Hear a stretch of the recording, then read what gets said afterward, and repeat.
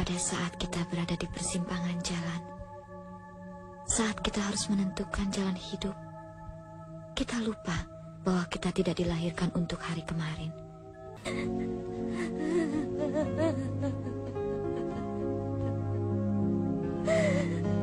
Kau memang laki-laki tengik. Gita, kenapa kau tidak berusaha mempertahankannya? Kenapa kau mau melakukan perbuatan maksiat ini? Aku menikah denganmu dengan harapan agar kau bisa menggantikan posisi ayahnya. Malah kau menghancurkan masa depan Gita. Siapa yang menghancurkan masa depan anakmu? Apa kau kira anakmu itu masih suci? Aku pernah lihat dia dengan Tono. Apa yang dia lakukan? Sudah, diam! Kamu sudah seperti binatang. Kamu sudah dirasuki iblis. Gita ini anakmu. Gadis aku. Kau benar-benar iblis.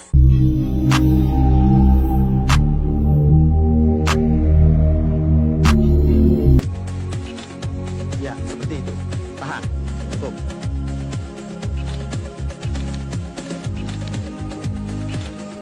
Kau jangan salahkan aku. Apa semuanya ini bisa terjadi kalau memang tidak ada tanggapan dari kita? Sudahlah, kau memang bejat. Sekarang baru aku sadar. Setelah harta peninggalan ayah kita kau habiskan, kini masa depan anakku kau hancurkan. Ternyata semuanya itu sudah kau rencanakan. Tidak, aku tidak pernah merencanakan. Semuanya terjadi tanpa aku sengaja. Gita, kamu boleh datang kemari untuk mengambil barang-barangmu. Tapi ingat, kamu harus melunasi dulu uang tunggakan sewa kamarmu.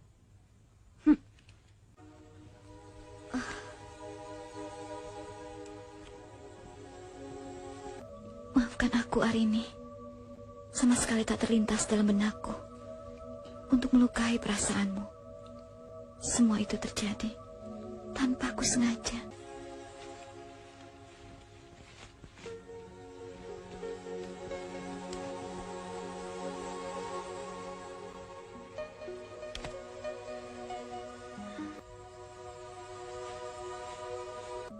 Sebagai perempuan, kita banyak menuntut apa yang kita lihat dan rasakan.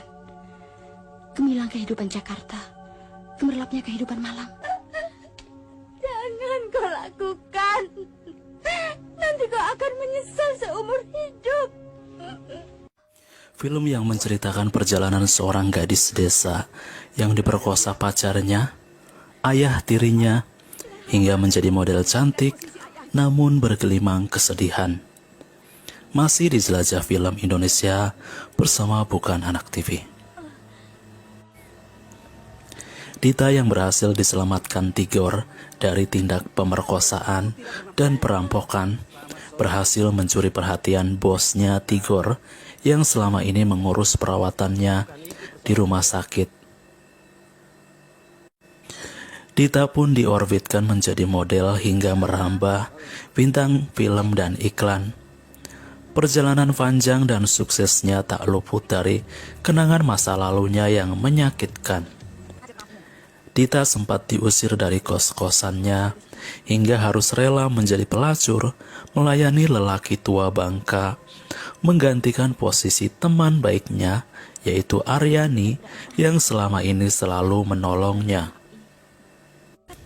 Sementara Aryani sendiri waktu itu diketahui berkencan dengan seorang lelaki parubaya yang ternyata adalah bosnya Tigor, yaitu Chandra yang berhasil mengorbitkan Dita lewat manajemennya. Dita meninggalkan kampung halaman bukan tanpa alasan. Dita menjadi pelampiasan ayah tirinya karena terangsang melihat Dita dan pacarnya melakukan hubungan badan.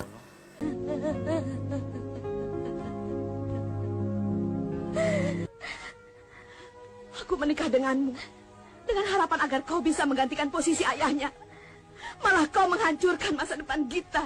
Siapa yang menghancurkan masa depan anakmu? Apa kau kira anakmu itu masih suci? Aku pernah lihat dia dengan Tono. Apa yang dia lakukan? Sudah, diam! Kamu sudah seperti binatang. Kamu sudah dirasuki iblis. Dita memutuskan pergi ke Jakarta mengandalkan pertolongan Aryani, teman baiknya, yang ternyata adalah seorang pelacur, hingga dirinya harus terseret ke dunia hitam dan terjadinya insiden perampokan dan pemerkosaan. Walaupun memang berujung manis dipertemukan dengan Tigor yang baik hati dan diorbitkannya menjadi artis. Perjalanan kelam itulah yang selalu menghantui Dita di tengah kesuksesan dirinya menjadi seorang mega bintang. Suatu ketika pengusaha kaya yang terkesima dengan kecantikannya mencoba untuk melamarnya dengan alasan banyak kemiripan antara Dita dan almarhum istrinya. Namun Dita tidak berani menolak atau mengiyakan. Dita justru jatuh ke dalam pelukan Dani, seorang sutradara muda yang tengah menangani proyek-proyeknya. Sementara itu Aryani yang kebingungan mencari keberadaan Dita semenjak tragedi pemerkosaan dan perampokan yang dialami Dita berhasil dipertemukan oleh Tigor. Aryani meminta izin untuk pulang kampung. Dia berniat ingin menikah dan meninggalkan pekerjaannya sebagai seorang pelacur. Aku datang kemari untuk pamit pulang ke kampung. Memangnya kenapa, Rin? Aku sudah menemukan pasangan hidupku. Oh ya? Aku lelah, Dita. Aku lelah menjalani kehidupan yang selama ini ku lalui. Sekarang aku sudah menemukan pasangan hidupku. Semoga perkawinanku nanti benar-benar dapat merubah jalan hidupku.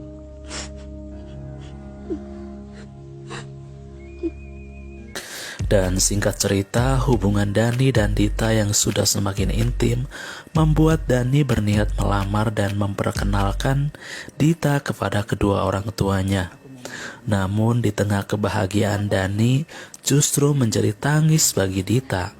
Ternyata ayahnya Dani adalah bandot tua yang pernah memboking Dita ketika menjadi seorang pelacur sewaktu menggantikan Aryani dulu. Dengan berat hati dan kecewa, Dita membatalkan dan mengembalikan cincin tunangan yang diberikan Dani.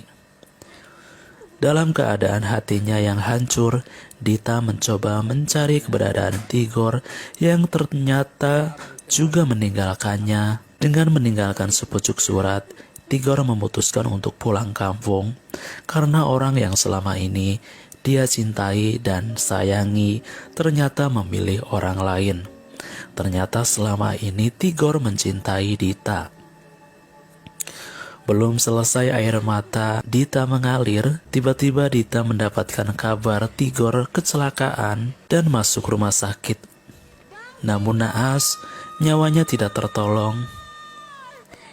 Tigor pun tewas.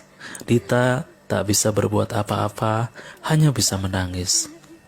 Ending cerita, Dita mendatangi rumah Tuhan dan berdoa. Setelah itu mendatangi pengusaha kaya parubaya yang tetap setia, selalu menunggu jawaban Dita untuk mau menjadi pendampingnya.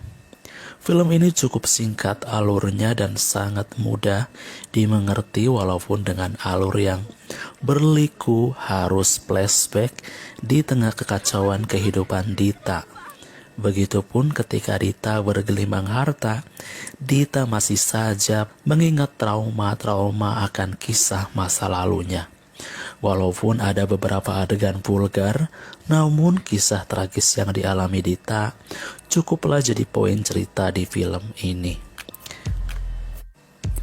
Film ini rilis di tahun 1993, dibintangi Ayu Yohana, Windy Sindiana, James Sahertian, dan kawan-kawan, berjudul Perempuan di Persimpangan Jalan. Untuk lebih jelasnya kalian bisa nonton full streamingnya. Di sini kita hanya mereview saja.